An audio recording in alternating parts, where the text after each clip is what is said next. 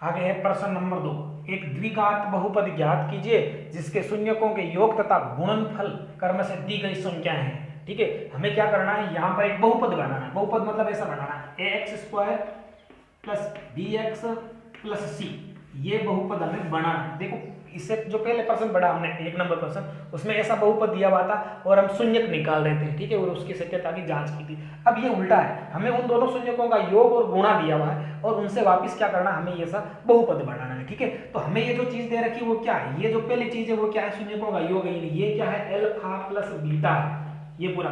और ये वाला चीज है वो क्या है, अल्फा इंटू बीटा। ये हमें इस प्रश्न के अंदर कह रखा है। तो इसको हल करने के लिए 2 तरीके हैं। ठीक है, दोनों तरीके बताऊंगा, आपको जो अच्छा लगे उससे आपको हल कर लेना है। तो पहला तरीका तो वो ये रहेगा, देखो अल्फा प्लस बीटा, जिसका फॉर्मूला क्या है, माइनस के बी बटा ए। तो अल्फा प्लस बीटा का मान कितना दे रखा है वो यहाँ लिख देंगे, माइनस के 3 लिख देंगे। ठीक है, दूसरा हमें अल्फा इंटू बीटा, जिसका फॉर्मूला क्या था, सी बटा ए, जो कितना रहेगा, अल्फा इंटू बीटा हमें दे रखा 2। ठीक है, तो देखो इनके नीचे हमें कुछ नहीं है तो एक एक मान लेना है। अब देखिए यहाँ पर नीचे वाली संख्या बराबर होनी चाहिए, नहीं है तो हम बराबर बनाएंगे। तो अभी हाल फिलहाल तो हमारे बराबर है। तो देखिए यहाँ से हमें एबीसी के मान निकालने, तो ए का मान क्या हो जाएगा इसमें, ठीक है, बी का क्या हो जाएगा और सी का क्या हो जाएगा, ये हमें लिखना है। तो देखो एक किसी में यहाँ एक है, यहाँ पर भी एक है, तो ए का मान कितना हो गया, 1 हो गया। बी का मान लिखना, यहाँ भी माइनस यहाँ भी माइनस, क्या हो जाएगा, प्लस के 3 हो जाएगा। ये थोड़ा सा ध्यान रखना है। ठीक है, और इधर सी का मान ये क्या हो जाएगा, यहाँ से 2 हो जाएगा। ठीक है, ये वाला मान यहाँ इसमें रख देना हमको, ए की जगह रख देंगे। तो एक कोष्टक में क्या लिख देंगे, या एक कोष्टक में लिख के x² लिख देंगे, प्लस b की जगह b का मान लिख देंगे जो कितना 3 कोष्टक में x लिख देंगे, और प्लस c में ये मान लिख देंगे यहाँ पर। ठीक है, तो ये कोष्टक 3 पे करना। अब देखिए ये करना है, x² का गुणा 1 से करेंगे तो x² प्लस 3 का गुणा इसे करेंगे तो 3x प्लस के 2, ये इसके लिए क्या हो गया, बहुपद हो गया। अब देखिए इसका दूसरा तरीका क्या है, दूसरा तरीका ये है कि इसके लिए हमें एक सूत्र याद रखना है। सूत्र क्या है, x² माइनस कोष्टक में अल्फा प्लस बीटा, कोष्टक के बाहर x प्लस में अल्फा इंटू बीटा, इसमें आपको मान रख देना। देखो सीधा हो जाएगा x² का x² माइनस, ठीक है, देखो अल्फा प्लस बीटा, इसका पूरा मान हमें दे रखा है, वो कितना दे रखा है, अल्फा प्लस बीटा का इस प्रश्न में हमें मान दे रखा माइनस के 3 बार क्या लगाना, x लगाना है, प्लस अल्फा इंटू बीटा का मान हमें कितना दे रखा, 2 दे रखा है। ठीक है, तो ये क्या हो जाएगा, x² minus minus plus 3x और प्लस के 2, ये देखिए इसके लिए बहुपद हो गया। ये इस सूत्र से कर लेंगे, हमें ये सिर्फ इतना सा सूत्र याद रखना है, इसमें ये मान रखना है, ऐसे हो जाएगा। और इस तरीके से भी ये ऐसे हो जाएगा। ठीक है, तो आगे के प्रश्न हम सारे इस तरीके से कर लेंगे जल्दी से। ठीक है, और इस तरीके से एक प्रश्न और बता देता हूँ। चलिए दूसरा प्रश्न इस तरीके से करके देख लेते हैं कैसे होगा। तो चलिए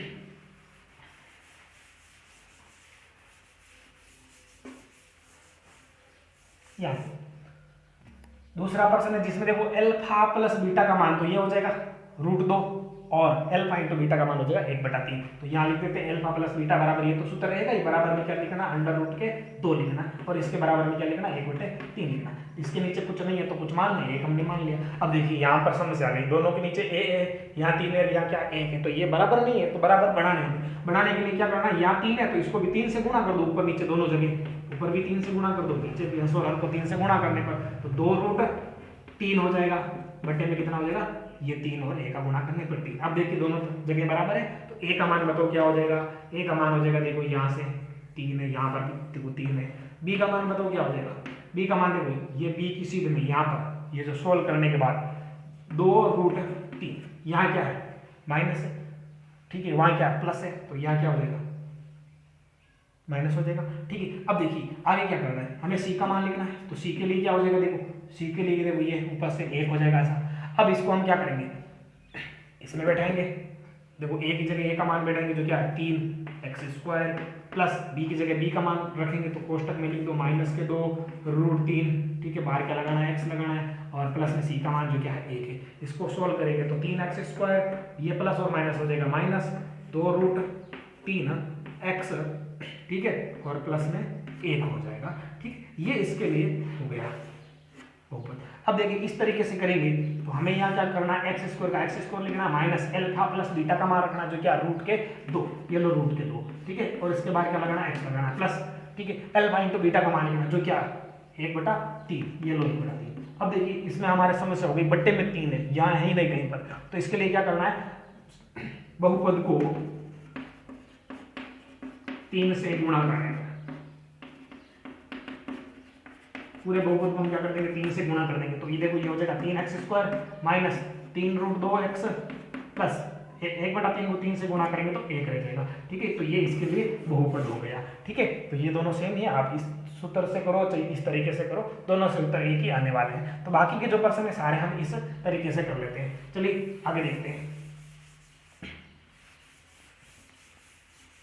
आगे प्रश्न नंबर 3 के लिए, ये 3 होगा। ठीक है, तो देखो x² का x² minus alpha plus beta का मान रखना, जो क्या है माइनस के 1/4, बाहर क्या लगाना है x लगाना है, प्लस अल्फा इंटू बीटा का मान लिखना जो कितना 1/4 है। तो यहाँ से सोल्व करेंगे तो x² माइनस माइनस क्या हो जाएगा प्लस 1/4 x प्लस 1/4, पूरे बहुपद को किससे गुणा कर देंगे हम 3 सॉरी बटे में 4 है, 4 से गुणा कर देंगे, तो इससे 4 से गुणा करेंगे 4x², इससे करेंगे तो क्या रह जाएगा 1x रह जाएगा, और यहाँ क्या रह जाएगा 1 रह जाएगा।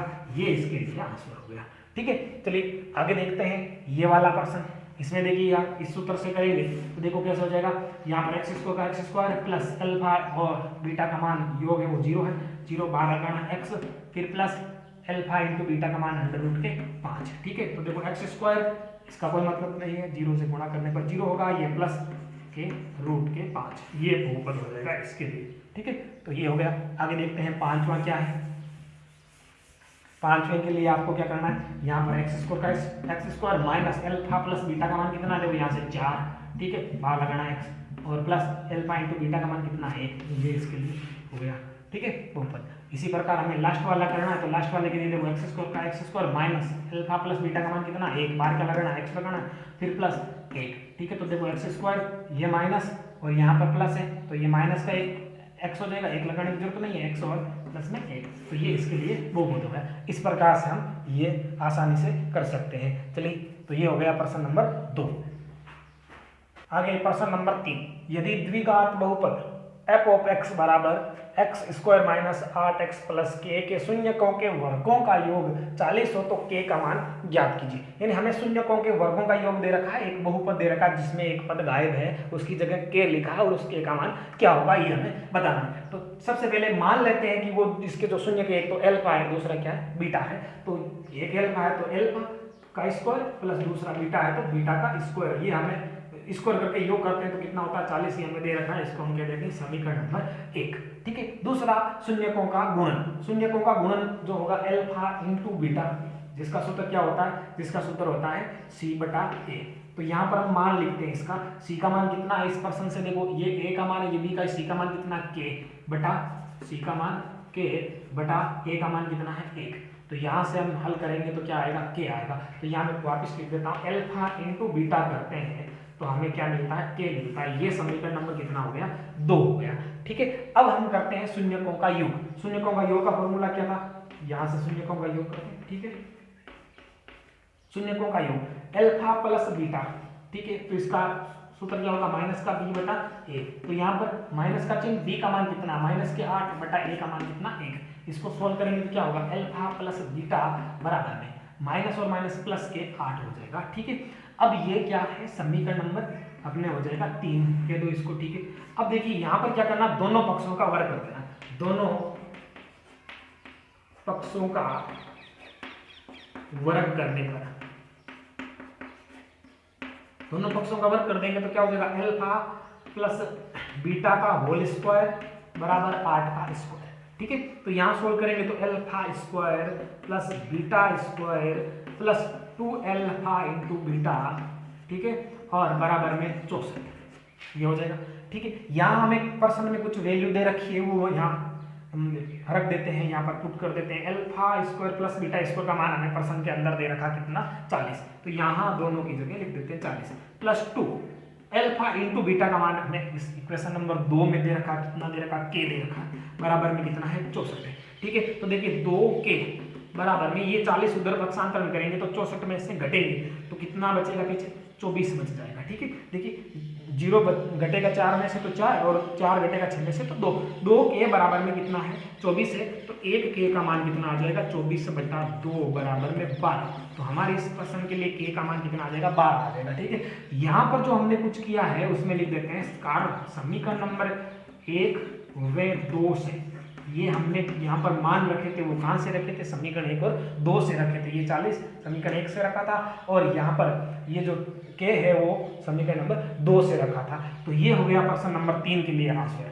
ठीक है, तो उम्मीद करता हूँ आपके समझ में आया होगा अच्छे से, आपके लिए कारगर साबित होगा। धन्यवाद।